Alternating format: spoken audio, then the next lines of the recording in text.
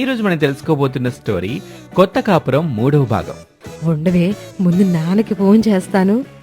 Hello నాన్నా, స్వప్న వచ్చేసింది నాన్నా. వచ్చేసిందా తల్లి?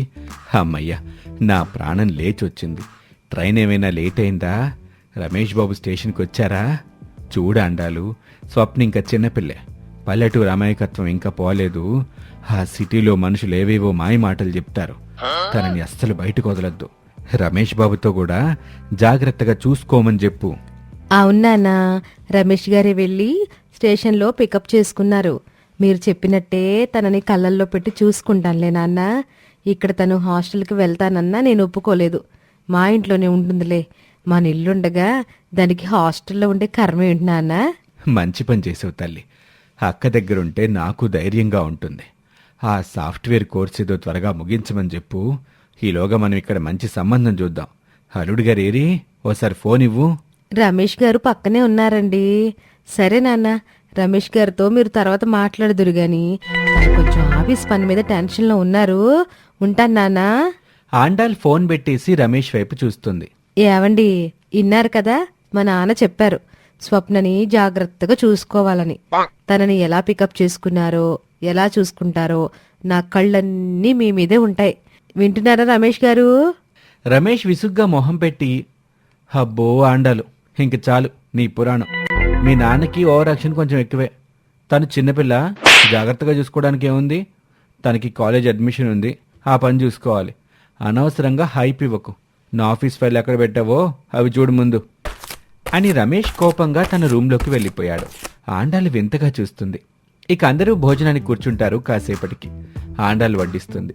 స్వప్న చాలా పద్ధతిగా తింటూ రమేష్ వైపు దొంగచాటుగా చూస్తుంది.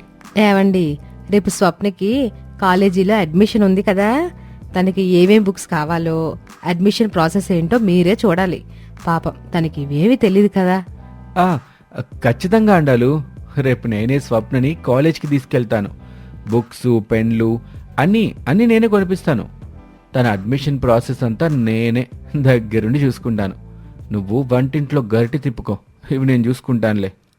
థ్యాంక్స్ బావగారు, మీ అంత మంచివారు ఎవరు ఉండరు. నాకు సిటీ రోడ్లన్నీ కొత్తే, మీరు తోడుంటే నాకు కాస్త ధైర్యంగా ఉంటుంది. చూసారా రమేష్ గారు, నా చెల్లెలు ఎంత అమాయకురాలో. సరేలే, రేపెళ్ళి ఆ పని పూర్తి చేసిరండి. తనని మాత్రం ఎక్కడా వదిలిపెట్టకండి. కాలేజీలో అడ్మిషన్ అయిపోయాక రమేష్ స్వప్నం తీసుకుని ఇంటికి వస్తున్నాడు. దారిలో ఒక ఐస్ క్రీమ్ బండి కనిపిస్తుంది. రమేష్ కారు ఆపాడు. స్వప్న, అడ్మిషన్ అయిపోయిందిగా, కొంచెం సేపు అలా బయట కూర్చుందావా? ఇదిగో ఈ ఐస్ క్రీమ్ బండి దగ్గర ఐస్ క్రీమ్ చాలా బాగుంటుంది, తింటావా? అయ్యో, అక్క తిడుతుందేమో బావగారు, మరి లేట్ అయిపోతుంది కదా. అమ్మో, ఆండాల గురించి నీకు తెలీదు. తను సీరియల్స్ చూస్తూ మనల్ని మర్చిపోతుంది. పద, మనం ఎంజాయ్ చేద్దాం. ఇక ఇద్దరూ ఐస్ క్రీమ్స్ తింటూ రమేష్ స్వప్న వైపు చూస్తూ మురిసిపోతూ ఉంటాడు. బావగారు, మీరు నాకు హెల్ప్ చేస్తున్నందుకు థ్యాంక్స్. మీకు నా మీద ఎందుకు ఇంత ఇష్టం? అక్క పల్లెటూరి పద్ధతుల్లో ఉంటే మీరు విసుక్కుంటున్నారు కదా, మరి నా మోడర్న్ డ్రెస్సులు మీకు ఎలా నచ్చాయి? రమేష్ మెల్లగా స్వప్న చేతికి తగిలేలా ఐస్ క్రీమ్ అందిస్తూ, అదే మ్యాజిక్ స్వప్న. నీలో సిటీ గ్రేస్ ఉంది. నువ్వు చదువుకొని పెద్ద సాఫ్ట్వేర్ ఇంజనీర్ అవ్వాలి. నీకే కష్టం వచ్చినా నీ బావున్నాడని మర్చిపోకు. ఐస్ క్రీమ్ బాగుంది కదా? చాలా బాగుంది బావగారు.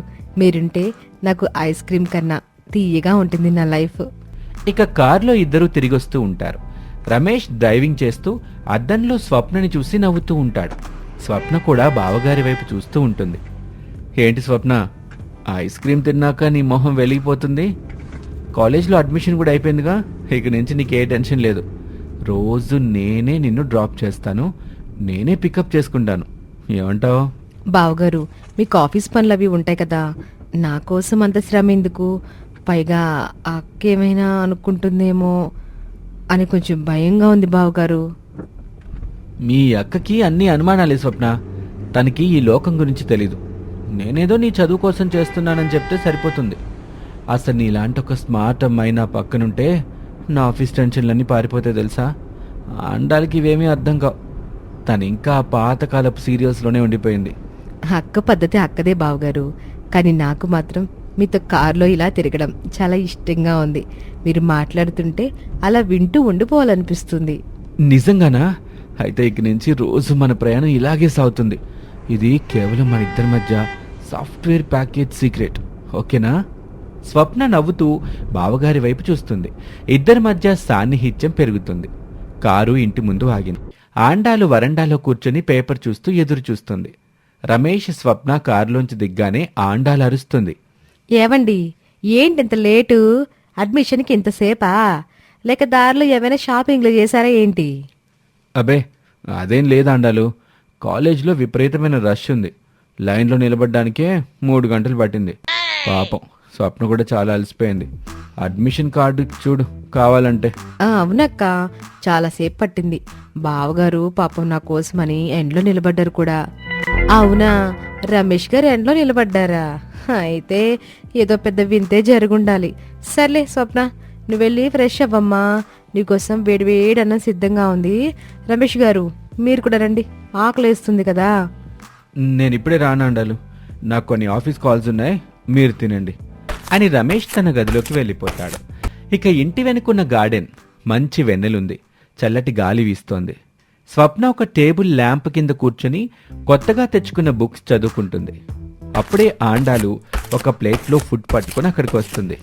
ఏంటే స్వప్న, ఈ అర్ధరాత్రి పూట చదువు? ఇప్పటికే కళ్ళు వాచిపోయాయి. బావగారు చెప్పారని మరీ అంత కష్టపడకు తల్లి. ఇదిగో ఈ పాలు తాగి ఫుడ్ తిని పడుకో. అక్క ప్లీజ్, బావగారు రేపు పొద్దున్నే సబ్జెక్ట్స్ మీద డౌట్స్ అడుగుతానన్నారు. చదువుకోకపోతే బాగుండదు కదా అక్క. తను నా కోసం అంత కష్టపడతంటే నేను ఇలా ఉండలేను కదా. ఏంటో మీ బావగారు నేను కలెక్టర్ చేసేలా ఉన్నారు. సరేలే, తిని పడుకో, నేను లోపలికి వెళ్తున్నాను, నిద్ర వస్తుంది. ఆండాలు లోపలికి వెళ్ళగానే రమేష్ మెల్లగా పిల్లిలా అడుగులు వేస్తూ గార్డెన్లోకి వస్తాడు. స్వప్న పక్కన కూర్చుంటాడు. ఏంటి స్వప్న, మా ఇంట్లోని పట్టపురాణి గారు నిన్ను వదిలేశారా? ఏం చదువుతున్నావు? ఏమైనా డౌట్స్ ఉన్నాయా? బావగారు, మీరిక్కడేం చేస్తున్నారు? అక్క చూస్తే గొడవ అవుతుంది. తను ఇప్పుడే వెళ్ళింది. మీ అక్క నిద్రపోతుంది స్వప్న. నీకేమైనా డౌట్స్ ఉంటే నేను క్లియర్ చేస్తానన్నాను కదా. ఇదిగో ఈ పాయింట్ చూడు. ఇక్కడ మనం కోడ్ రాసేటప్పుడు కొంచెం కేర్ఫుల్గా ఉండాలి. అచ్చం మన రిలేషన్ లాగే. బావగారు ఏంటి ఇలా మాట్లాడుతున్నారు? నాకు కొంచెం భయంగా ఉంది. రమేష్ స్వప్నకి చాలా దగ్గరగా కూర్చొని బుక్స్ అన్ని చూపిస్తూ ఉంటాడు. ఇద్దరి మధ్య ఒక వింతైన సైలెన్స్ అలుముకుంది. చూశారుగా, బావా మరదళ్ళ మధ్య చిగురిస్తున్న ఈ సరసం ఎటు దారి తీయబోతుంది?